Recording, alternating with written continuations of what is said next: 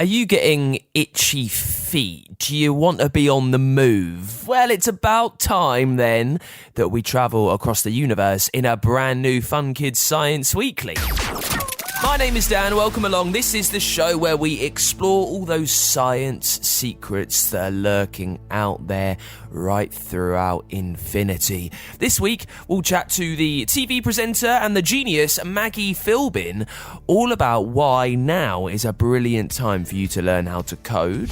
I wonder now, looking way into the future, what type of things you're really excited that perhaps could happen? So the thing that really excites me are the ideas that come from young people. I feel we do need fresh thinking and we need big solutions. I was with 300 young people yesterday with some extraordinary ideas about the future of health tech, for instance.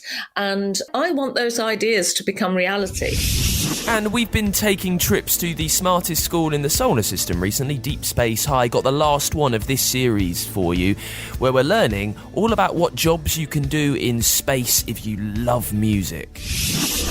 Astronauts on the International Space Station have playlists of their own music to listen to when they're not working. Studies have shown it helps them to feel happy when they're far from home and even has a positive effect on their health. Well, there's no other sound out there, so they might as well. Space is a vacuum, right? And I've got your questions to answer. This week they are on the leaves in autumn and liquids boiling. It's all coming up in a brand new Fun Kids Science Weekly. Let's kick things off with your science in the news. India aims to send an astronaut to the moon by 2040, the government has said. The country's space goals also includes plans for a space station by 2035. You might remember a month or so ago, India became the first country to land a spacecraft on the moon's south pole. They've got big plans. The Prime Minister in India, Narendra Modi, announced huge ambitions, also have asked scientists to work on missions to Venus and Mars. Now, I love little space races, countries kind of trying to become the first country to go to different parts, because it means that us as humans, that us from planet Earth, expand and can travel to more of the universe. Also, let's stay in space, because NASA, the American Space Agency, a probe that they've launched, has left Earth to visit one of the most unusual objects in the solar system. It's headed to a completely metal place, an asteroid called 16 Psyche, which, from what we've seen from telescopes, say, it's made up of 60% iron and nickel. Now, so this is really amazing. Scientists think that this asteroid that's floating around might be what's left of an old planet that was kind of decimated, that was knocked around by other rocks, and this is all that's left. And scientists expect their search to be full of surprises. There are estimated 1.5 million asteroids in the solar system. Only 9 that we found so far share qualities like 16 Psyche. So, very amazing that we're going to this strange metal planet. Also, travelling back down to Earth now, an army of drifting crustaceans could slow climate change. That's what scientists at the University of Exeter have said. Crustaceans are normally shelly creatures that live under the sea, and zooplankton are these tiny ones that are thought to be the most numbered multi-cell organisms on Earth. There's a lot of them. And it's thought that this particular type of zooplankton, called copepods, can store enormous amounts of carbon in the ocean, which is a brilliant way of getting it out of the atmosphere. Who'd have thought? We are massive creatures, us, trying to save the world, but the actual answer could be tiny, tiny little crustaceans that live under the ocean. Let's catch up with Techno Mum then, one of our favourite gadget geniuses on the show. She is a guru that knows all about technology. And over the last few weeks, we've been looking at different types of tech and how it affects every part of our life, from watches to what we're looking at on telly. This week, it's all about how we copy and print things off the computer. Techno Mum Fast Files. Photocopiers and laser printers are very useful machines, but how do they work? The bright light you see moving across the image in a photocopier charges the plain paper with electricity, a bit like when you rub a balloon and it makes your hair stick up. The charge is in the exact pattern of the words or pictures on your original. Toner, that's a coloured plastic powder, gets stuck to the charged parts of the paper and then heated rollers melt the powder into place. That's why the copies feel warm when they come out. Have a feel for yourself next time the paper comes out. The same sort of process happens with a laser printer, but instead of a bright light, the laser uses instructions from the computer about where the words or images need to be. If you think that's cool, did you know you can now even get 3D printers? Maybe I could copy myself. I'd get a lot more done. It's time for my favourite part of the show, where we answer your questions. I love doing this. I love getting anything sciencey that you need the answer for and doing all the digging for you, figuring out the answer to anything sciencey that you send normally as a voice note to the free Fun Kids app or at funkidslive.com. First up this week, it's from Douglas. Why do leaves change colour in autumn? So Douglas, why do leaves change colour in autumn? Well, leaves have their bright, vibrant green colour through spring and summer because of something called chlorophyll. It's a pigment, which is a type of chemical. It helps them use the energy of the sun to make sugars, which give them energy, which helps them live. It's all part of photosynthesis. Now, when there is less sunlight in the sky, the trees don't really need that chlorophyll. And it's a waste of the precious energy that they do have to try and make it. So, quite simply, they stop making loads of it. And that means the chlorophyll isn't there to make the leaves green, so they change colour to red and then brown before eventually dropping off altogether because they're not making much of that chlorophyll. Thank you so much for the question, Douglas. That's why leaves change colour in autumn like they're doing right now. Let's get on another one. This is from Elliot. My science question is, how come different liquids burn at different temperatures? Why do liquids burn at different temperatures? I reckon you mean why do they boil at different temperatures? Well, boiling is when a liquid gets so hot it completely changes state to become a gas. That's evaporation.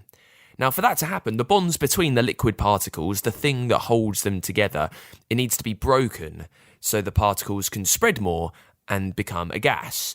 And a lot of energy is needed to break those bonds. When a liquid has a greater mass, when it's big, and the strength of the bond between the liquid particles is very, very strong, it takes more energy to break them apart, which means the liquid has to have a higher boiling point to give it that energy. For example, water boils at 100 degrees Celsius, right? Liquid tungsten has very heavy particles with extremely strong bonds between them that boils at 5,660 degrees Celsius.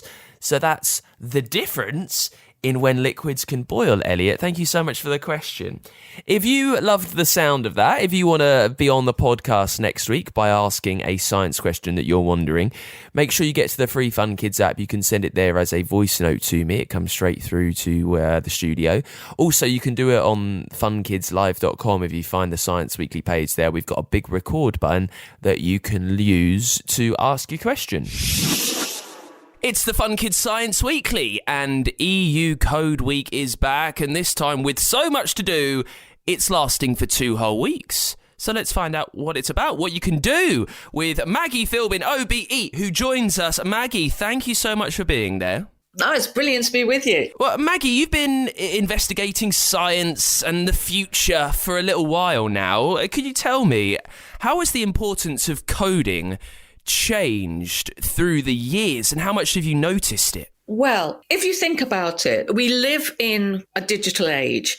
Our homes, whether it's our school environments, whether it is the things that we enjoyed going out and doing, the phones that we use, everything is driven by code. And so it's so important that as many people as possible, particularly if you're a young person, that you understand how this digital world actually functions. And if we have more people who understand just the basics of coding, then that means that we're much more likely to, in the end, have a fairer world, because there will be a much bigger range of people designing and developing the products that we will use tomorrow. So that underpins the importance of coding. And I guess if you are a young person, you may have encountered coding at school in your computer science lessons.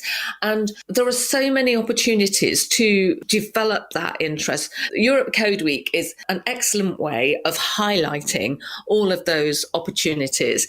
So whether you think, oh, it would be nice to perhaps download the Swift Playgrounds app and have a bit of a play at developing your own ideas, or whether you take advantage of the fact that particularly over the next few weeks, there are all sorts of opportunities to go and learn alongside experts. So you might go to a library, there may be things happening in your school, or if you live near an Apple store, Apple are running all sorts of workshops that you could go to with your parents.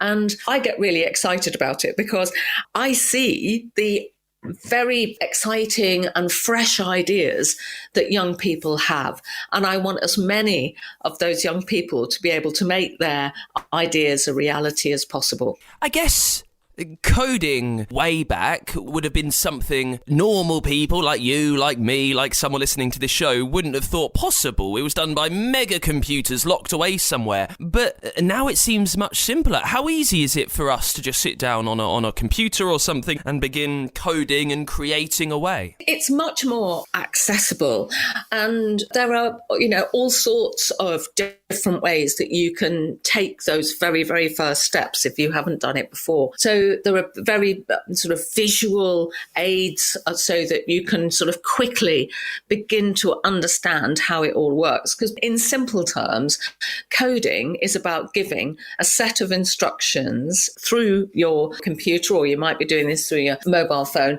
to make something happen. At school, for instance, you may have done things where you do some coding to make a robot follow a certain route around a track, or you could use coding to develop a video game. And it's so much easier to do this today, certainly much easier than when I was at school. The idea that you would have your own computer was a completely impossible idea. So things really are very different now. I'm just having a look through the website where you can see everything that's going on. It's codeweek.eu. There's a brilliant map there where you can scan around, you can find something near where you live. Maggie, what types of events and activities are going on over the next couple of weeks to really get us excited and interested in coding? There will be events where you can learn the very basics if you haven't done any coding whatsoever. There will be events where if you want to build an app or if you want to develop your own game, that you would be able to hone those skills. It is a brilliant way to sort of investigate, get your parents involved in this. What is happening near you? And it's highly unlikely that there won't be anything happening, but just in case you live in a remote area, then you'll be able to go online and find activities that run. I'll give you another website to try, which is apple.com/today. So that will help you with things running in Apple stores. But there really are many, many. And if you've been on the website for Europe Code Week, you will have seen just how many activities there are. And schools get involved in this too. So depending on what class you're in, because it might be a particular teacher who is running things, I would ask around at school just to see whether your school is doing something that you could get involved in. And also we have an organisation called Teen Tech, and we're running activities too. So do check out online and do check out whether there are things that you can take advantage of over half term. Now, Maggie, you presented Tomorrow's World, which is a huge TV show, particularly here in the UK, that looked at science, that looked up on the future of how the world and tech was changing. I wonder now, 2023, looking way into the future, what type of things you're really excited that perhaps could happen? I see young people as having fresh perspectives, a fresh way of looking at the world. So the thing that really excites me are the ideas that come from young people. You hear so much, don't we, about things like climate change. The solutions are going to be technical and engineering solutions and a change of mindset. And I think young people have a massive part to play in all of this. It will be so crucial for young people to develop the skills where if they have an idea that they think is a world beater, and it might be an idea that they think could make a difference to world poverty or the equality in terms of education, it could be anything. But being able to understand, I've got this idea, this is how I can make it a reality. I might not have the skills at the moment to do this, but I know it's possible. I can reach out to people who may have those skills because it's all about teamwork in terms of really making big projects happen. That is what excites me. I feel we do need fresh thinking and we need big solutions.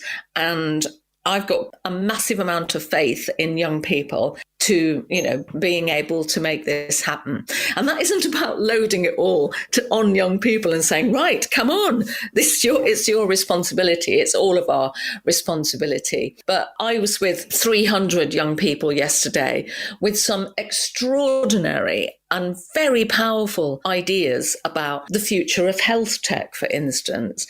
And I want those ideas to become reality. Well, you could start. There is so much going on for Europe Code Week. Find out more, search online, and you can find your local Apple store too. Maggie Philbin, thank you so much for joining us. Thank you. For this week's Dangerous Dan, where we look at some of the most mean, weird and strange things in the universe, we're looking at a deadly plant with quite an unusual name. Witch's hair is deadly to other plants because it steals from them. Now, its proper name is cascata. It's also known as strangleweed, wizard's net, devil's guts, devil's hair, gold thread. It's gone through folklore with all these different names. You'll find them all over the world, really. Even they could be found in the UK. You can tell it is a cascata from the green, brown, or kind of orange spaghetti-style threads that hang down from it as it climbs to other trees, because that's what it does. This plant is a vampire. It doesn't make chlorophyll. And we spoke about that earlier on in the show, and plants need chlorophyll to survive, to turn sunlight into energy, so it has to steal it from other plants. And it can do that. It knows where the chlorophyll is by smell alone for a plant. It's weird. It can almost sniff out and sense when other plants have lots of it.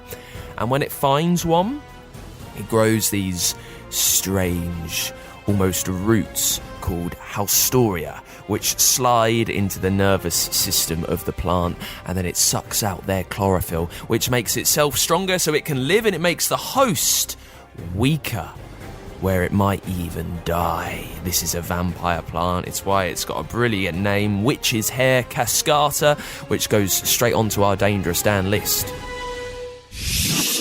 Let's take one last trip to the smartest school in the solar system for a little while. Deep Space High with Professor Pulsar and the gang. For the last few weeks, we've been learning about jobs that we can do around the space industry, depending on what we love doing at school. So we've learned all about science and literacy and maths. This week, we're finding out what kind of jobs you can do if you love music. Deep Space High, space for all. Jump into a wormhole and travel to Deep Space High, the school in space. But hurry, because lessons are about to begin.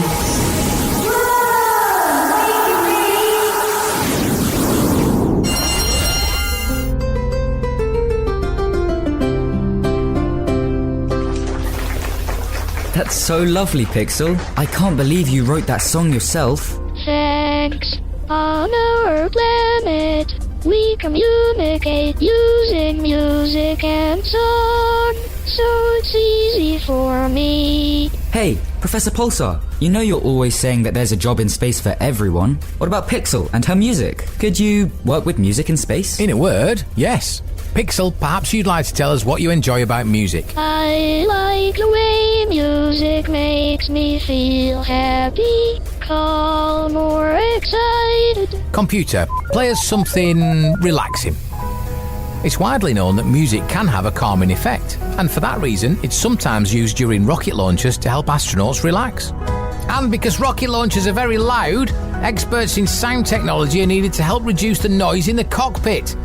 Vibrations can be catastrophic if they're not kept under control, so sound or acoustic engineers, as they're known, are vital members of space exploration. Computer, end sim.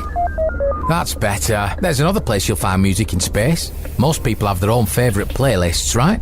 Computer, give them a burst of mine. Really? What's wrong with a bit of country? Astronauts on the International Space Station have playlists of their own music to listen to when they're not working.